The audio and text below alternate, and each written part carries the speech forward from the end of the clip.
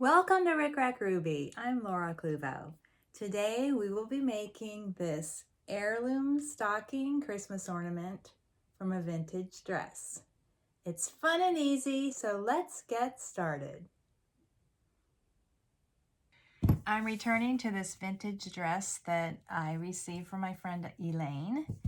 And on the front hem, there are 3 of these sort of pointed motifs.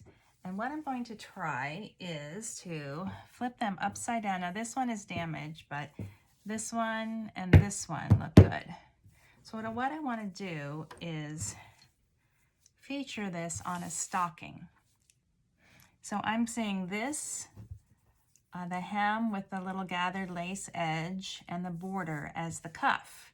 And then this coming down like this as a stocking. So I measured it. I want to have about 1 inch above, and I decided to go with a 9-inch length and then taper off to the side. And I drew a pattern on graph paper. So a little bit of fabric at the top, and then there'll be a little fabric down here that, that the lace isn't embellishing. And I'm going to just kind of let the dress be the focus. I'm not going to add a bunch of other stuff. And I've chosen this this sort of a lace print. It's muslin-ish, but it has a very subtle lace print on it, and the lace print is done in white. So it's sort of like white ink on muslin.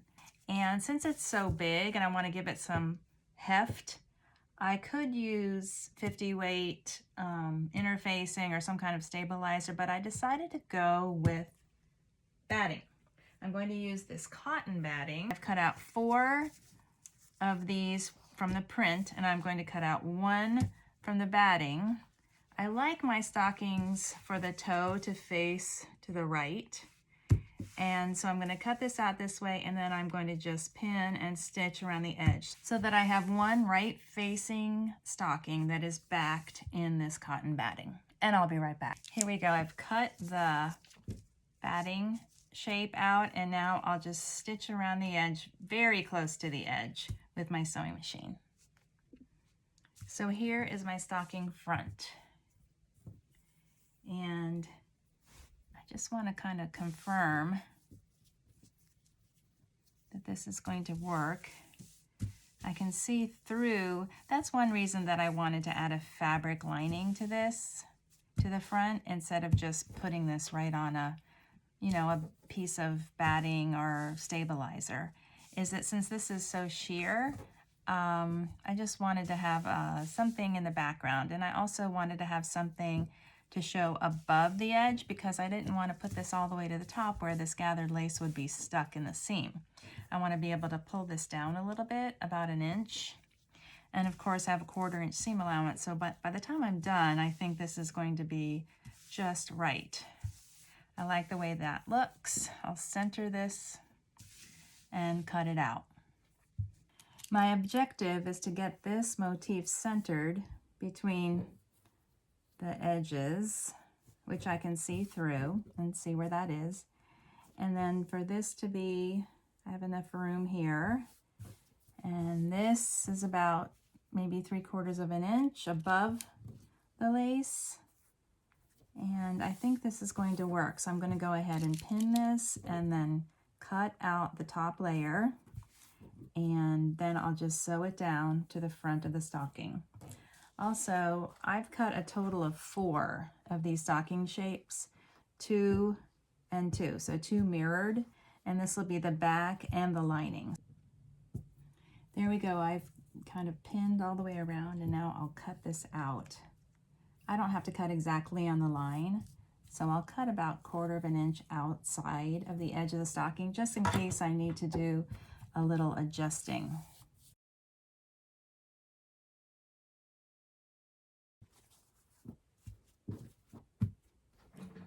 That looks pretty good.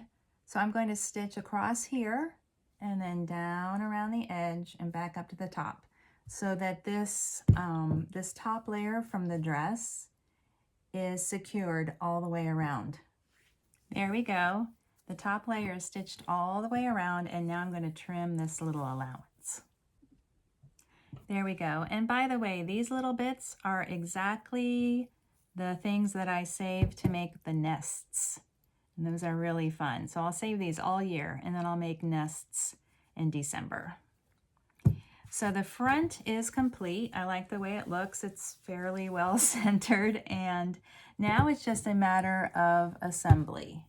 So I'm going to take these additional shapes, right sides together. So this is the inside lining, and I'll pin this and stitch across the top.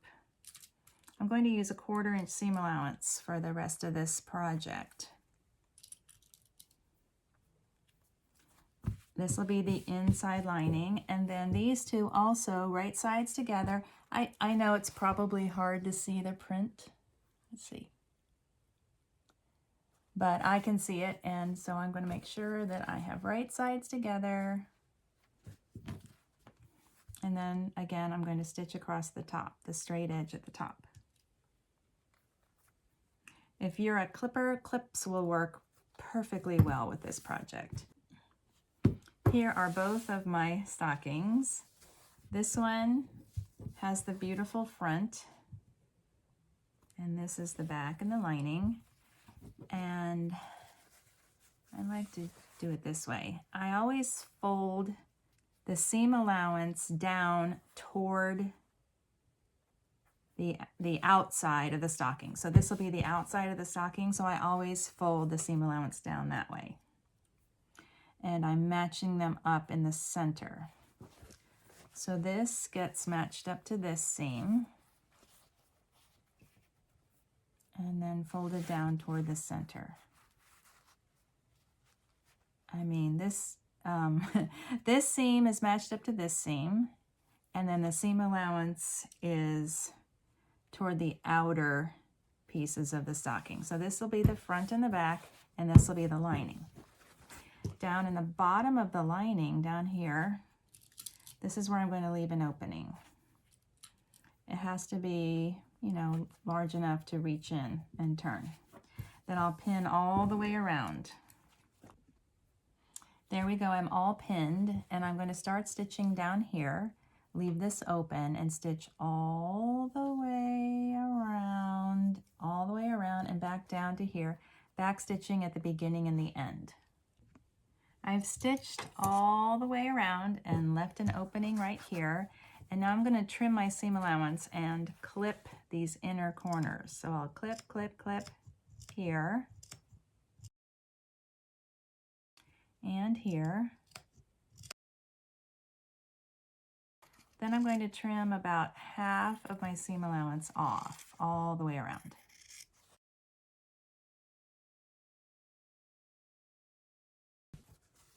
I'm trimmed and clipped, and now I'm going to reach in through the bottom and turn this right side out. Looks pretty good. I'll use a chopstick. You can use anything you like to sort of pull out all the rounded edges. There we go.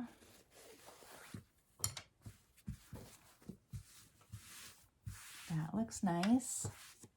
And now I'm going to tuck in this little opened seam allowance and top stitch it. It's going to be way down here. No one will ever see it, so I don't have to be super neat, but I am going to close it. Here's how the top stitching looks. And now I'll tuck this inside so we'll have a fully lined stocking.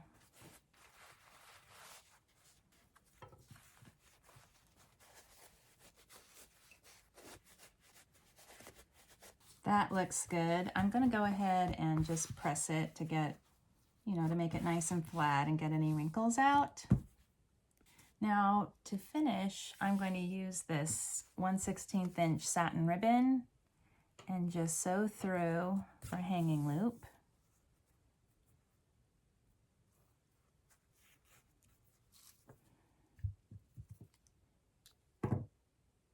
About feel like this is probably about 12 inches of ribbon.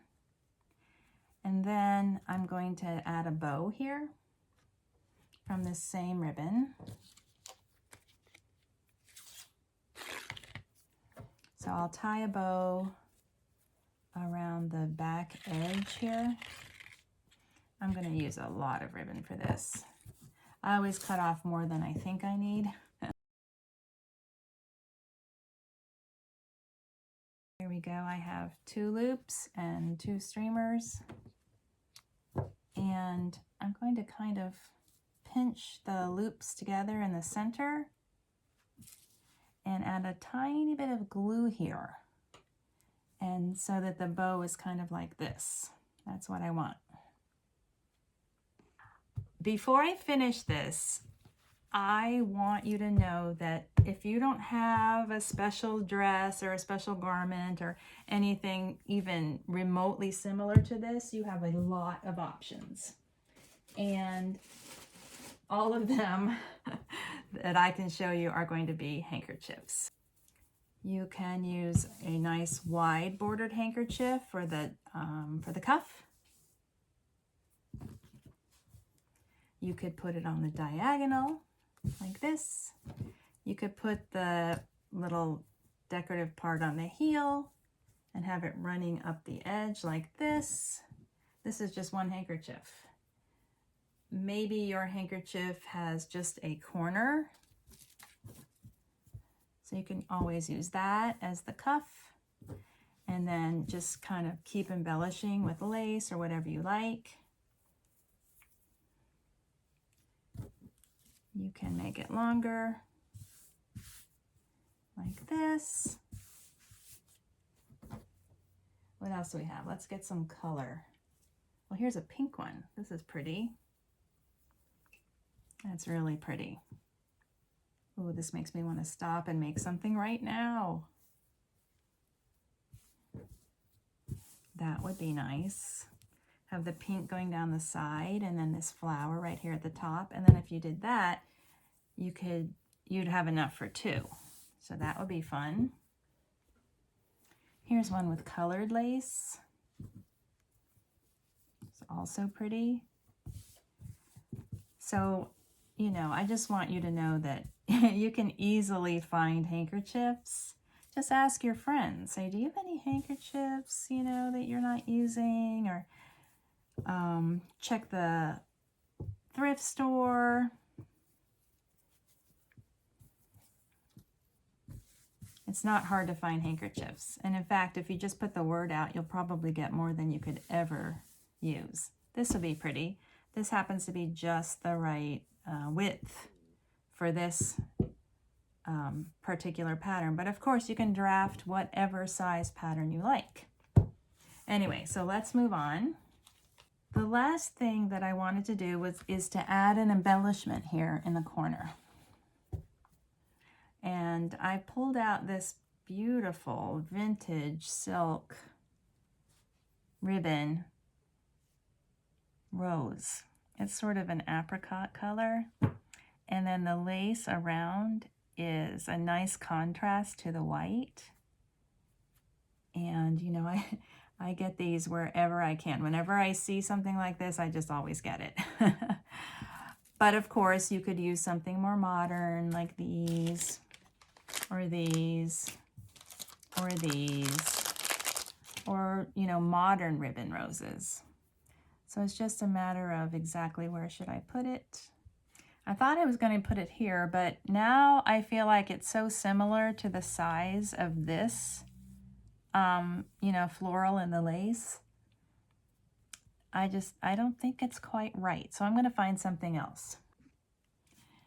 I dug around in my basket and I decided on this. It's so heavy and kind of clunky. It's modern. It's probably like from the 90s when there was a big Victorian revival and, you know, doilies and things like this were available everywhere.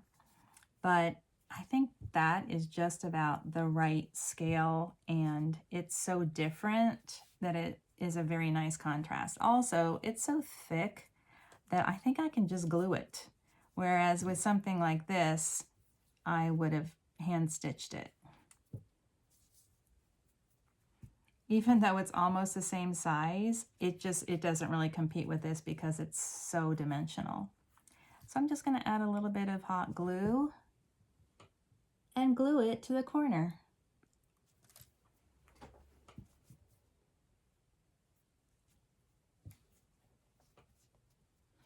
Should I put a button right there? Here are some options. This is just like a little bauble. It would look like that. Here's a mother of pearl. Here's a little pink mother of pearl. What do you think? Because I don't really like any of them. I think I'm just going to leave it. We already have the bow and we have so much going on. I think it's fine. And I'm going to declare this project is complete. Thank you for watching my tutorial. If you're enjoying my videos, please like, share, and subscribe.